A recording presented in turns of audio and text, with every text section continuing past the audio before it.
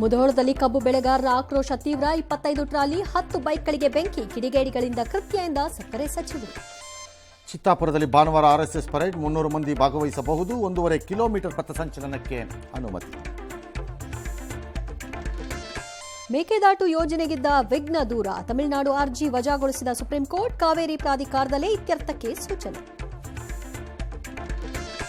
POCSO ಕೇಸಲ್ಲಿ ಬಿಎಸ್ವೈಗೆ ಸಂಕಷ್ಟ. Summons ಜಾರಿ ಆದೇಶ ಎತ್ತಿ ಹಿಡಿಯಿತು ಹೈಕೋರ್ಟ್. ವಿನಾಯಿತಿ ಮನವಿ ಪುರಸ್ಕರಿಸಲು ಸರ್ಕಾರಕ್ಕೆ ಸೂಚನೆ.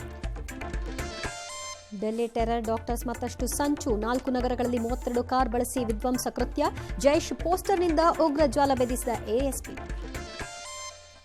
ಅಲ್ ಫಲಾ ವಿವಿಎ ಕಾರಾಸ್ಥಾನ. ಕೋಡ್ ವರ್ಡ್ಗಳಲ್ಲಿ ಭಯೋತ್ಪಾದಕರ ಡೀಲ್. ಡಿಎನ್ಎ ಪರೀಕ್ಷೆಯಲ್ಲಿ ಸುಯಿಸೈಡ್ ಬಾಂಬರ್ ಸಾವು ದೃಢ. ನಾಳೆ ಬಿಹಾರ ಅಸೆಂಬ್ಲಿ ಎಲೆಕ್ಷನ್ನ ರಿಸಲ್ಟ್. ಗ್ಯಾರಂಟಿಗಳ ಭರಾಟೆ ಮಧ್ಯೆ ಗೆಲ್ಲೋದ್ಯಾರು? ಎಕ್ಸಿಟ್ ಪೋಲ್ಗಳ ಭವಿಷ್ಯ ನಿಜವಾಗುತ್ತಾ? ಗುಂಡಾಕಿ ಸ್ಕೂಲ್ ಬಸ್ ಓಡಿಸಿದ್ರೆ ಲೈಸೆನ್ಸ್ ರದ್ದು. ಆಳಂದ ಮತಕಳವು ಕೇಸಲ್ಲಿ 1 ಬಂಧನ. ಬನ್ನೇರುಘಟ್ಟ ಸವಾರಿಯಲ್ಲಿ ಮಹಿಳೆ ಮೇಲೆ ಚಿರತೆ ದಾಳಿ.